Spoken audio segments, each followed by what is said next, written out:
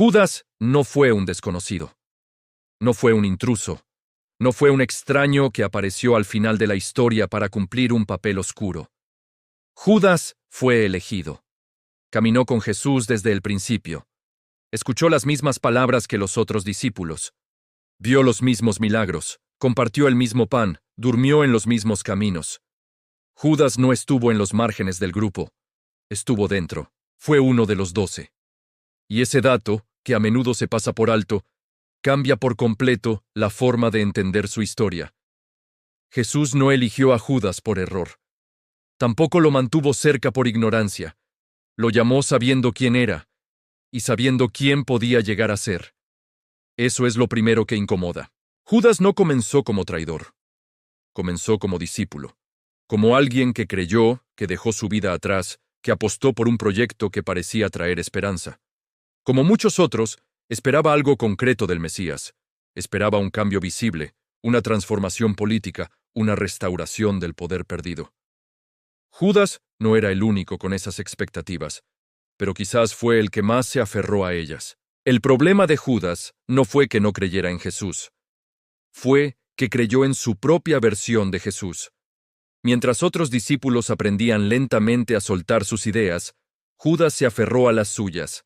Caminaba con Jesús, pero interpretaba cada gesto desde lo que esperaba que ocurriera. Cuando Jesús hablaba de entrega, Judas pensaba en estrategia. Cuando hablaba de reino, Judas pensaba en estructura. Cuando hablaba de muerte, Judas se inquietaba. No sabemos exactamente cuándo comenzó la fractura interior. El texto bíblico no nos da un momento claro. Y eso es importante. Porque las grandes rupturas rara vez empiezan de forma visible. Comienzan con pequeñas decepciones no expresadas, con silencios acumulados, con interpretaciones personales que nunca se contrastan. Judas fue el encargado de la bolsa común, no porque fuera el peor, sino porque parecía confiable. Administraba los recursos del grupo, tenía responsabilidad, tenía acceso, tenía un rol, pero ese rol también lo colocaba en una posición peligrosa. La de quien empieza a medirlo todo en términos de utilidad, de costo, de beneficio. Cuando una mujer unge a Jesús con un perfume costoso, Judas protesta. Habla de pobres, de desperdicio, de mala gestión. Pero el texto deja entrever algo más profundo. Judas ya no está mirando a Jesús, está mirando lo que él cree que debería hacerse. Y cuando eso ocurre, la relación deja de ser encuentro y se convierte en juicio. Jesús lo confronta, pero no lo expulsa. Ese patrón se repite. Judas se distancia interiormente, pero sigue caminando con el grupo. Nadie lo señala públicamente. Nadie lo expone. Jesús no lo humilla. Incluso en la última cena, cuando anuncia que uno lo traicionará, Judas está allí. Recibe el pan, recibe el gesto, recibe la oportunidad de detenerse. Y aquí aparece uno de los momentos más trágicos del relato. Judas tiene salidas. No está atrapado. Podría hablar, podría preguntar, podría detenerse, pero no lo hace. La traición de Judas no ocurre en un arrebato emocional. No es impulsiva. Es una decisión tomada con frialdad. Va a los sacerdotes, pregunta cuánto le darán, negocia, acepta las monedas. No porque necesite el dinero desesperadamente, sino porque ese gesto representa algo más profundo. Ha cruzado una línea interior. Judas no vende a Jesús solo por dinero. Lo vende porque ha decidido que ese camino ya no le sirve.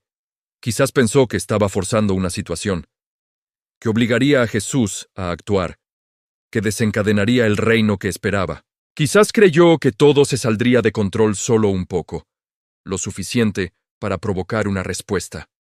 La Biblia no lo aclara, y ese silencio es revelador.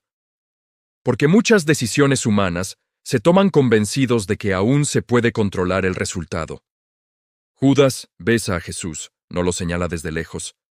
No lo entrega con frialdad absoluta, lo besa. Ese detalle no es anecdótico. El beso es un gesto de cercanía, de intimidad, de confianza. Judas no traiciona desde la distancia, traiciona desde dentro, y eso lo hace aún más devastador. Jesús no lo rechaza, No se aparta, no lo humilla, lo llama amigo. Esa palabra no es irónica, es real. Y quizás fue esa palabra la que más pesó después. Cuando Jesús es arrestado, Judas desaparece del relato principal. Ya no camina con el grupo, ya no está con los demás. Y entonces ocurre algo fundamental. Judas se arrepiente. El texto lo dice claramente. Judas siente remordimiento. Devuelve las monedas. Confiesa que ha entregado sangre inocente. No se justifica, no se defiende, no dice que fue un malentendido. Reconoce su culpa. Esto es crucial. Judas sí se arrepiente. Aquí se rompe una lectura simplista que ha dominado durante siglos. Judas no es el hombre sin conciencia, no es el psicópata frío, es alguien que, cuando ve las consecuencias reales de su acto, no puede soportarlo. Pero hay una diferencia abismal entre arrepentimiento y reconciliación. Judas devuelve el dinero, pero no vuelve al grupo. Habla con los sacerdotes, pero no con Jesús. Se queda solo con su culpa. Y la culpa, cuando no se comparte, se vuelve un peso insoportable. Pedro también negó a Jesús. Pedro también lloró. Pedro también falló. La diferencia no fue el error. Fue el camino después del error. Pedro se dejó ver roto. Judas se aisló. Pedro volvió al grupo. Judas se retiró. Pedro creyó que aún podía ser mirado. Judas creyó que ya no tenía derecho a existir. Aquí está el núcleo más doloroso de su historia. Judas no muere solo porque se arrepintió. Muere porque creyó que su arrepentimiento ya no servía para nada. No buscó perdón, no pidió ayuda, no esperó. La soledad se cerró sobre él como una habitación sin ventanas. El suicidio de Judas no es un castigo divino narrado con satisfacción. Es una tragedia humana narrada con sobriedad. El texto no lo describe con detalle, no lo explota, no lo celebra. Simplemente constata el final de alguien que no pudo vivir con lo que había hecho. Y aquí es donde el documental debe detenerse, no para juzgar, sino para comprender. Judas no fue el único responsable de la muerte de Jesús. Las autoridades, el sistema, la violencia institucional, el miedo colectivo, todo eso también estuvo presente. Pero Judas carga con algo distinto. La conciencia individual de haber cruzado una línea que no supo desandar. Su tragedia no fue la traición en sí, fue creer que ya no había camino de vuelta. Judas representa una pregunta incómoda para cualquier creyente. ¿Qué ocurre cuando fallas y no sabes volver? ¿Qué pasa cuando la culpa es tan grande que eclipsa incluso la posibilidad del perdón?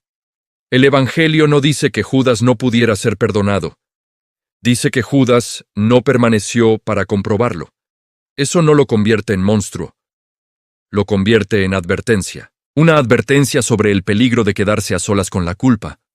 Sobre el riesgo de pensar que el error define más que la relación. Sobre la tentación de creer que Dios deja de mirar cuando fallamos gravemente. Judas no fue expulsado del grupo antes de traicionar. Fue el mismo Judas quien se expulsó después. Y esa es quizás la lección más dura de su historia. No todo el que cae se pierde. Pero todo el que se aísla corre peligro. La historia de Judas no está escrita para señalarlo desde arriba. Está escrita para que nadie crea que su culpa es demasiado grande, como para ser compartida. Para recordar que el arrepentimiento, si no se abre a otro, puede convertirse en desesperación.